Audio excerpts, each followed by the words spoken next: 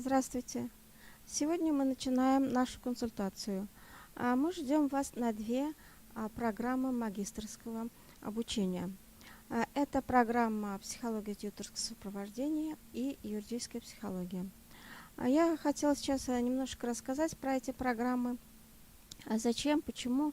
В дальнейшем вы можете присылать в течение часа на чат вопросы или потом на почту или на телефон. Сразу хочу напомнить телефон сразу 8 927 30 29 027. Это мой телефон, и сразу вы можете начинать уже писать в WhatsApp. Но первым делом я хотела бы представиться. Меня зовут Мухаммед Рахимова Суфия Дарвиловна. Я кандидат психологических наук, доцент, работаю на факультете психологии Башкирского государственного педагогического университета. На нашем факультете достаточно много программ, и вот эти две программы мы представляем. Я сама являюсь руководителем программы «Юридическая психология». Руководителем программы «Тьюторское сопровождение» является Моисеева Наталья Николаевна, с которой я только что была на связи. Она кандидат психологических наук, доцент. Эти две программы я представляю. Но первое – это тьюторское сопровождение. Хочу сказать, что именно вот эта двухступенчатая система бакалавриат магистратуры сначала казалась нам дикой. Зачем, почему, лучше ли 5 лет, как мы учились, и все на этом. Но в течение времени показалось, что магистратура имеет свои преимущества. В первую очередь, вот эта двухступенчатая система имеет преимущество в том, что она дает возможность молодежи быть более мобильным. Потому что, получая образование, притом можно получить ведь по одной системе, по бакалавриату одно, а по магистратуре другое, человек получает большую возможность для трудоустройства. И раньше мы тоже думали, почему, как это так может быть, но в течение времени приспособили программы, сами научились. И у нас на психолого-педагогическом образовании успешно учатся, заканчивают и в дальнейшем работают не только те, которые закончили психолого-педагогическое образование, вот наши психологи, бакалавриат, также учатся успешно и в дальнейшем работают те, которые получили смежные специальности, допустим, педагог, дошкольное образование, по каким-то другим, но и те, которые никакого отношения к педагогике или психологии не имеют.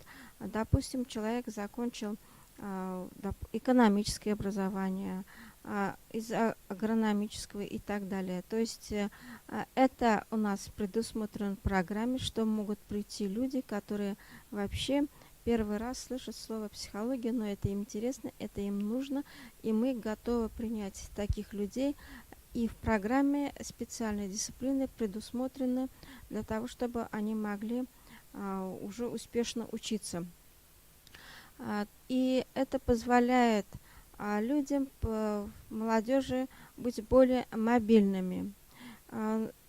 Нам кажется, что наша судьба так шоссе, но не всегда это так. Иногда бывает, что наше, скажем, хобби становится профессией или заносит нас в такие области нашей великой страны и за границей, где наше первое образование не получает, скажем, запроса в обществе, и трудно найти рабочее место. Это может быть так, что по первому образованию есть знания, но еще нужны смежные какие-то, и поэтому вот это двухступенчатое образование дает возможность получить более, скажем, широкий доступ к системе трудоустройства, получить возможность изменить свою профессию немножко смежное или совершить, получить просто дополнительное образование и дополнительные деньги и работать по той специальности, которой вы работали, и еще какой-то. Например, сейчас начнем первое тьюторское сопровождение. Слово тьютор, оно достаточно старое для мира и новое для нашей страны.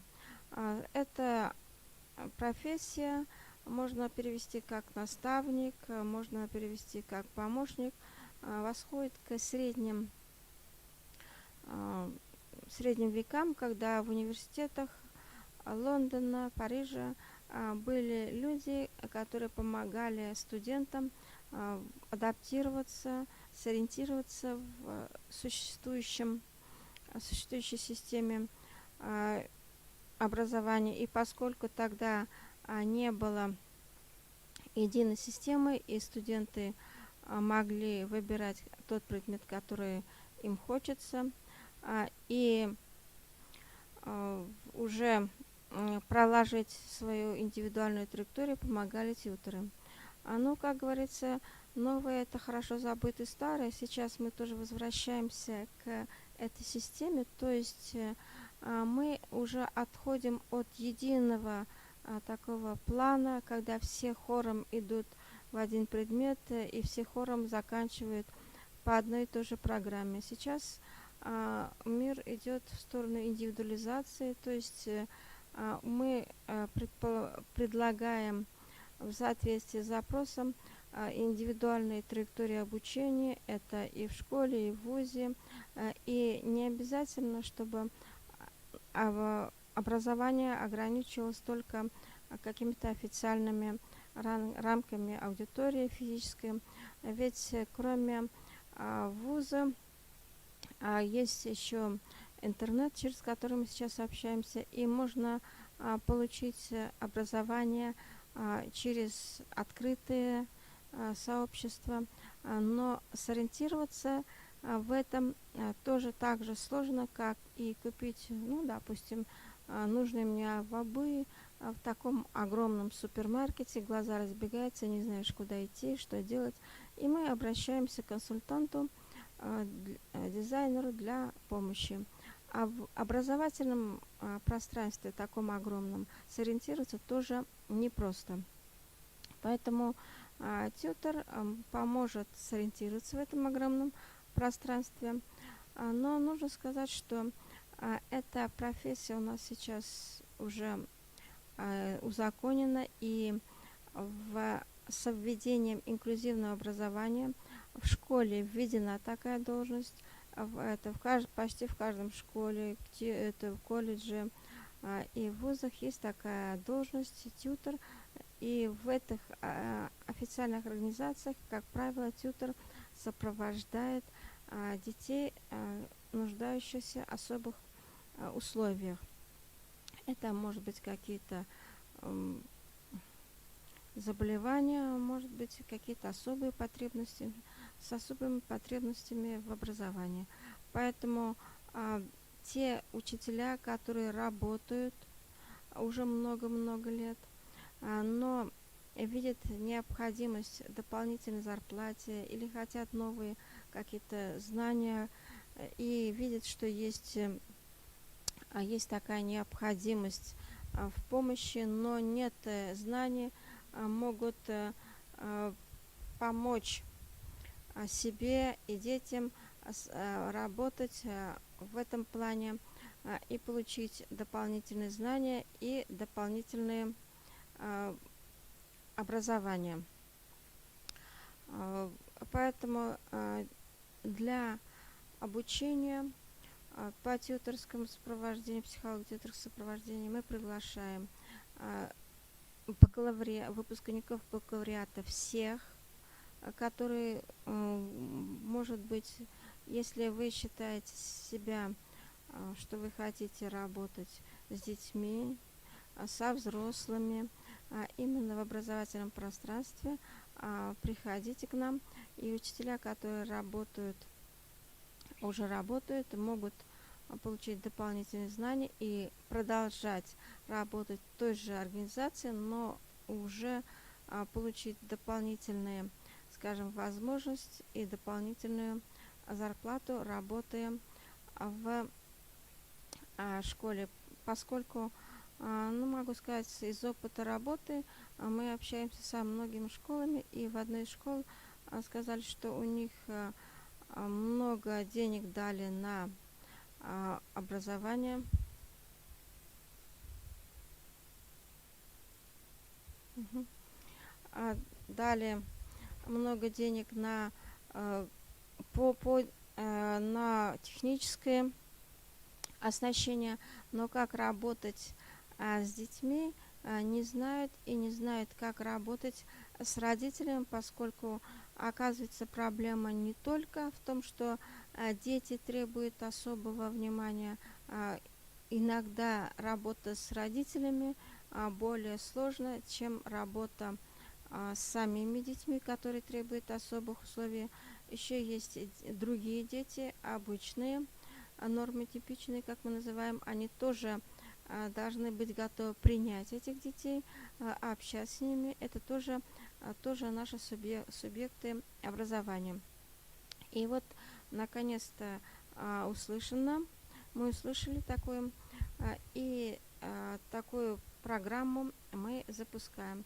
Но эта программа уже была несколько лет назад, а теперь через 2 года, скажем, перерыва мы по просьбе уже учителей эту программу возобновляем, но, к сожалению, пока что только в коммерческом аспекте, но это вполне сейчас подъемные силы. Конкретно вы цены можете узнать из сайтов, там, и очень, скажем так, демократичные. Так, про экзамены я скажу отдельно после, поскольку и по тьюторскому сопровождению, и по юридической психологии одни и те же экзамены, поскольку у нас это направление одно, профили только разные. И поэтому у нас будет указываться в дипломе и направление, и профили. Как вы поняли, это профили как некой разновидности.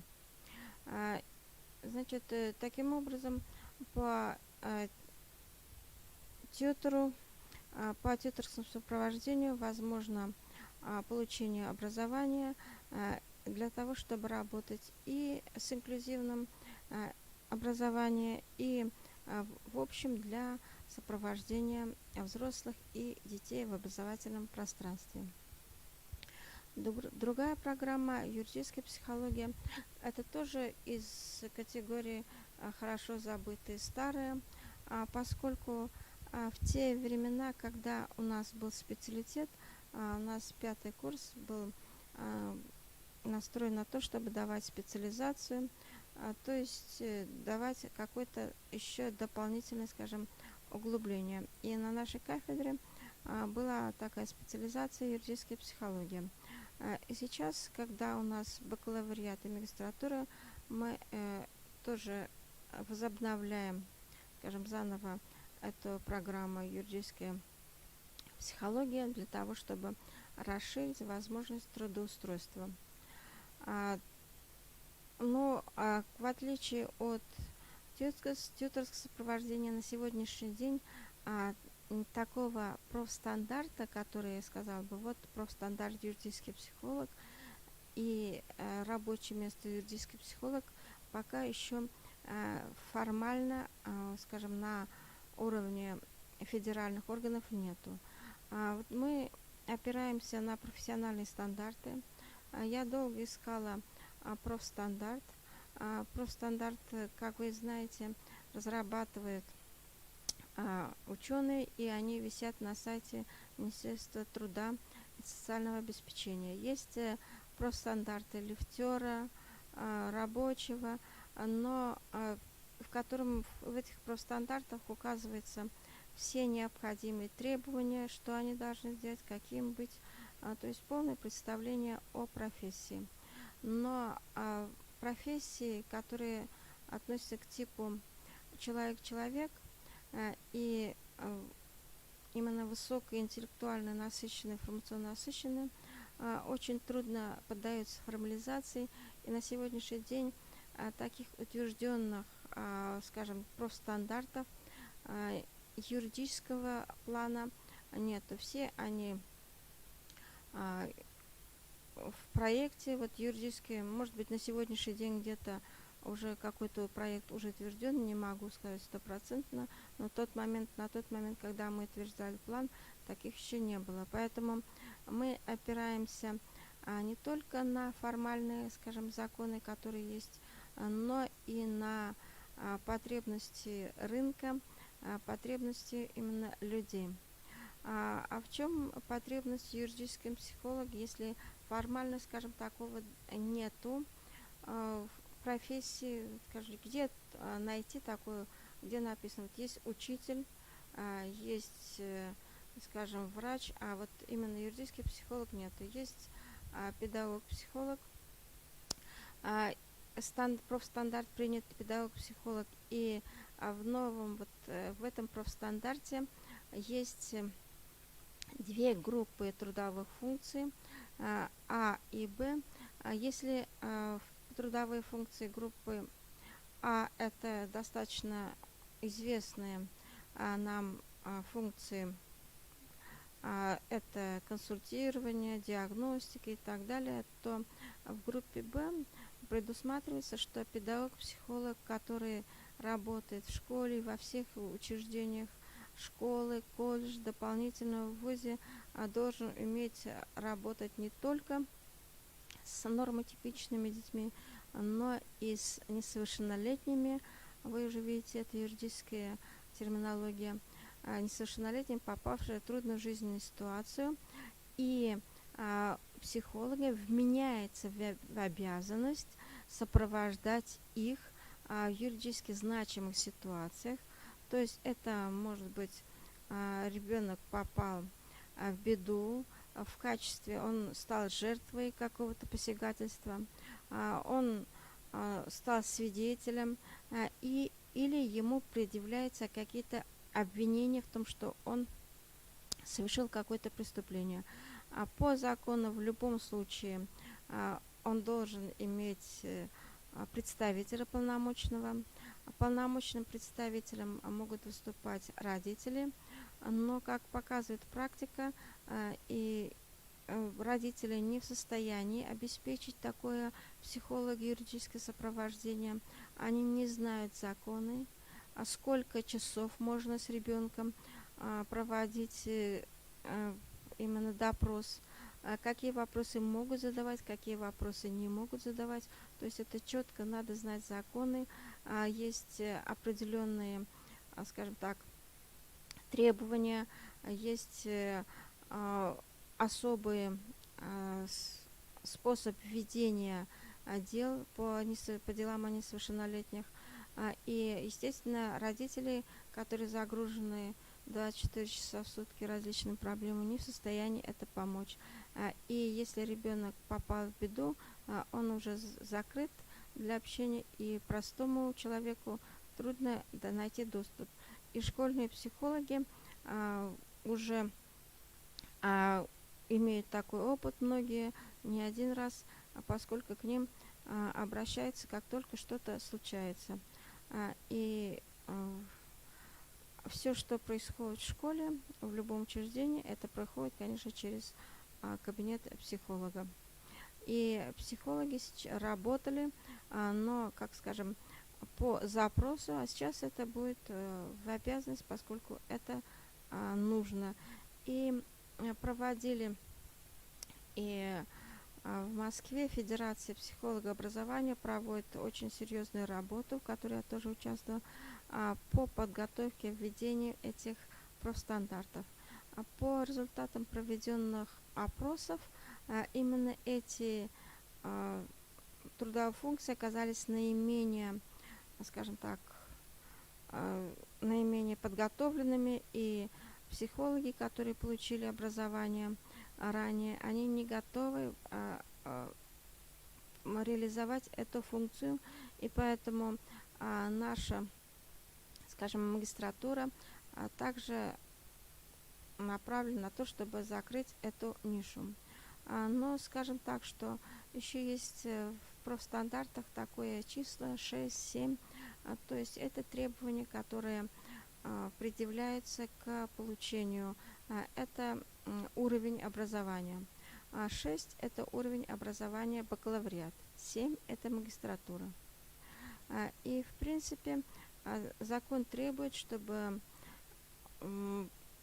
психолог, который работает самостоятельно, один, он имел именно уровень 7, это магистратура.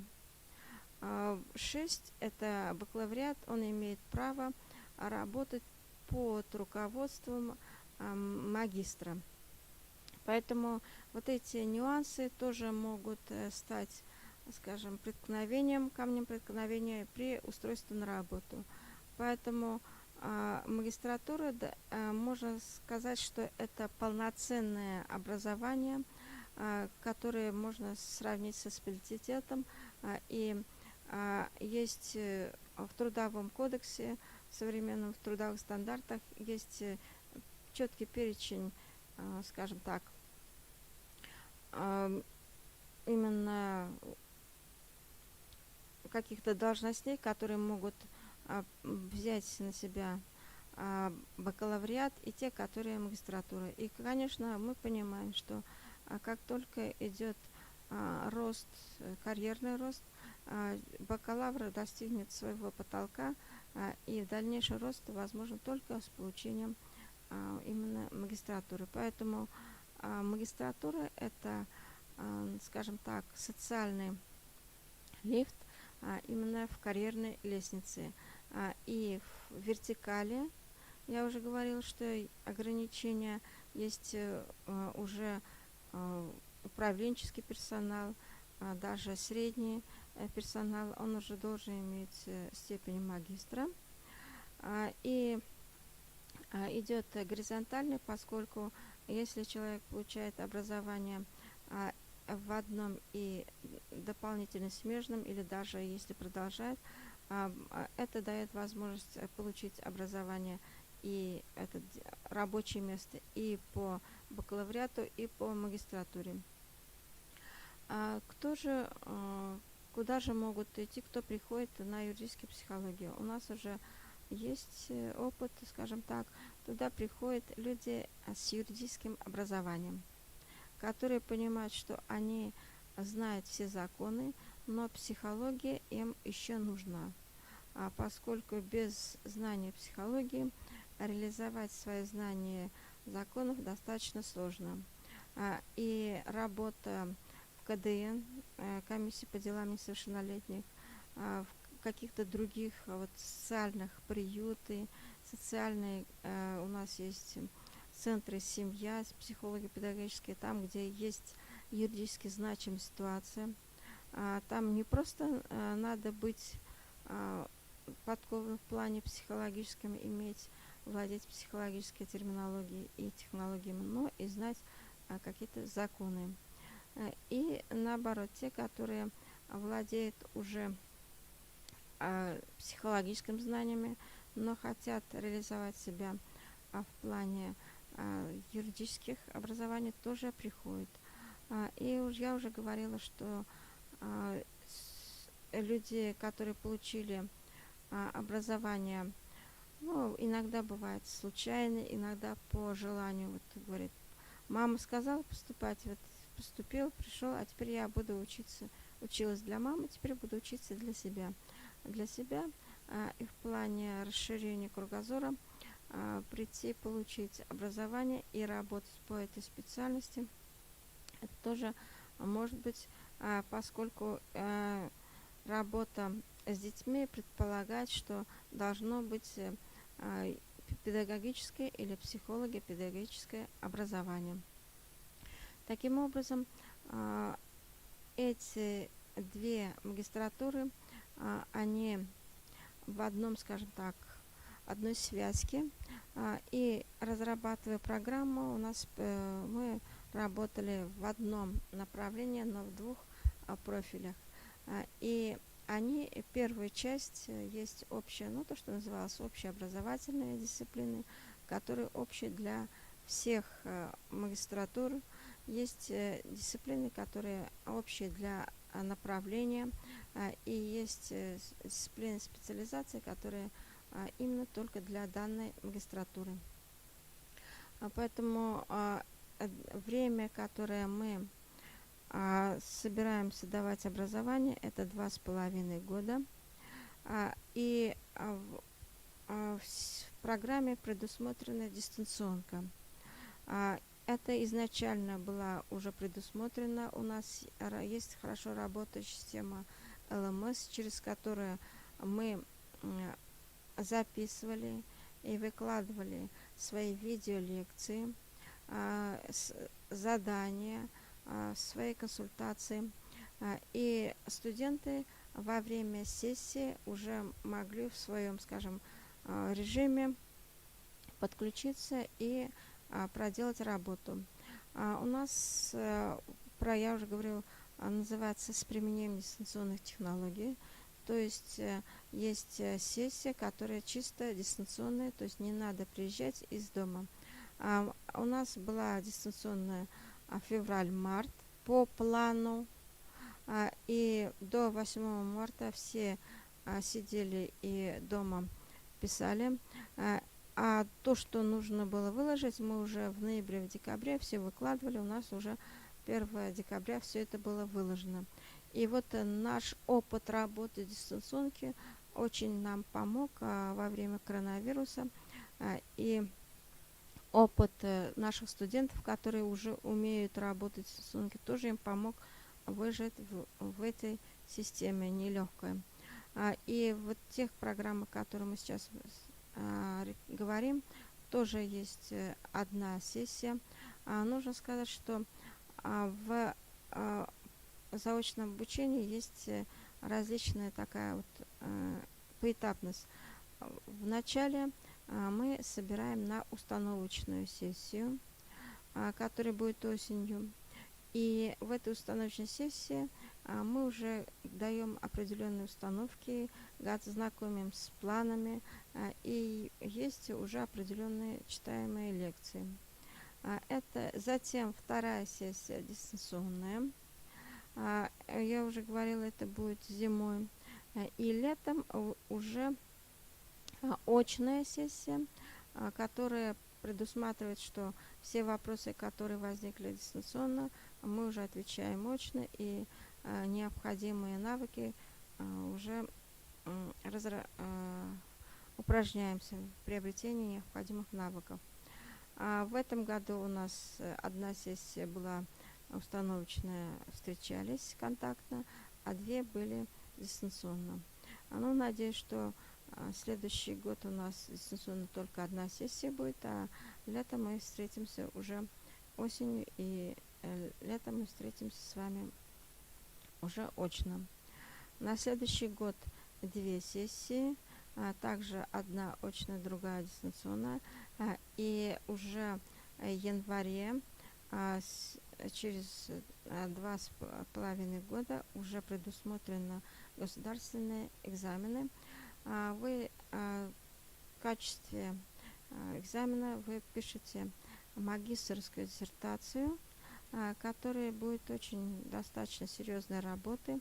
И для того, чтобы эту работу выполнить, мы с первого дня уже назначаем, вы выбираете себе руководителя, мы это утверждаем тему, и вы 2,5 года работаете над темой, которую вы выбрали, который вам поможет реализовать себя в плане профессиональном и также в личностном развитии. Это наш такой будет план, будет и практики, будет и другие виды работ. Что касается поступления, поступление у нас тоже будет, скажем, в этом году онлайн. Сейчас открыто прием документов, И то, что вы сейчас, вот первая волна идет, а сейчас то, что вы, те, которые сдают документы, вы сразу после, ну, в процессе сдания вы даете свой электронный адрес, и на этот электронный адрес 5 августа в день экзамена придет логин и пароль на почту. С этим логином и паролем вы заходите в нашу систему LMS. Можете это делать с 10:00 часов 5 августа. Можете 10 зайти, 10:15, но позже 14:00 это так, вот как раз сейчас я получила данные, что не с 10:00, а с 14:00 до 19:00. То есть начинается с 14:00 можете зайти, и, скорее всего, до 18:00 вы можете зайти, а уже в 19:00 система будет закрыта. Поэтому с одной стороны, это сообщение, скорее всего, будет уже на сайте вывешено. Вот мне сейчас принесли. Вы заходите, допустим, вы зашли в 14:00 и начали выполнять тест. Тест – это 30 вопросов, которые вам даны. И в течение этого часа вы можете отвечать. Как только час прошел, эта система вас выкидывает, вы больше не можете отвечать. Но в прошлом году у нас такой же тест был. Опыт показывает, что людям и 15 минут достаточно. Но еще раз хочу напомнить, что чтобы вы не торопились, внимательно читали эти вопросы, поскольку в этих вопросах иногда есть какая-то заковырка. Допустим, выбрать не те, которые входят, а есть там частицы, допустим, выбрать, которые не входят в эту систему, не являются. И поэтому, если вы внимательно не будете слушать, вы можете ошибиться. Они предусматривают один вариант правильный, и в некоторых там написано, сколько возможно. Если есть там все варианты верны, значит нажимайте на все варианты верны. Когда, еще раз хочу напомнить, не торопиться, в течение часа 30 вопросов. Мы отправили эти вопросы давным-давно, но система там будет выбирать в разных вариантах, какой вам вариант достанется, мы тоже не знаем. Вопросы составляли мы на кафедре. Это вопросы взяты из педагогики, общей психологии, возрастной психологии. Те студенты, которые закончили бакалавриат, им проблем не будет, поскольку они все это в течение 4 лет изучали.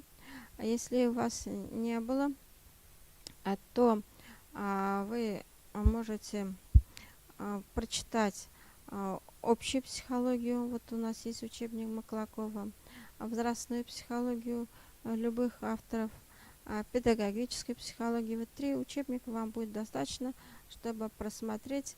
Обращайте внимание на определение. Не надо читать там очень глубоко, но постарайтесь прочитать определения, запомнить эти определения, поскольку там даются вопросы на определение каких-то основных моментов. Эти основные моменты вы обращайте внимание.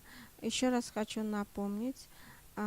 8 927 30 29 027. Это телефон. Можете записать в WhatsApp. Если вы мне напишите, я также могу переправить телефон Натальи Николаевны Моисеевой, которая ответит вам, если есть какие-то особенности.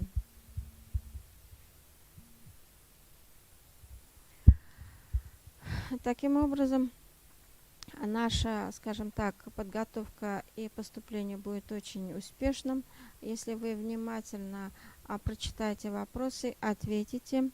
Если по каким-то причинам вы еще не отправили документы, то вы можете попасть во вторую волну. Вторая волна уже начнется с 5 августа и до 26 августа будет. Следующий экзамен будет 20 августа. Пока время тоже дается с 10 до 15. И также будет проходить. Поэтому можно также подготовиться. Но еще раз хочу напомнить, что если вы сдали один раз отправили, то второй раз такой попытки не будет. Поэтому если какие-то более конкретные вопросы, то, пожалуйста, звоните. Если вы напишите, допустим, на почту приемной комиссии, то, возможно, если конкретно укажете, перенаправят нам, и мы свяжемся с вами в удобное для вас время. Можно будет еще, то есть наша сегодняшняя консультация продолжить уже в таком частном порядке. Поскольку мы каждое лето здесь дежурили, всегда нам была возможность лично помочь. В этом году у нас такой нету, но через интернет вы можете всегда связаться с нами и получить ответы на интересующие вас вопросы.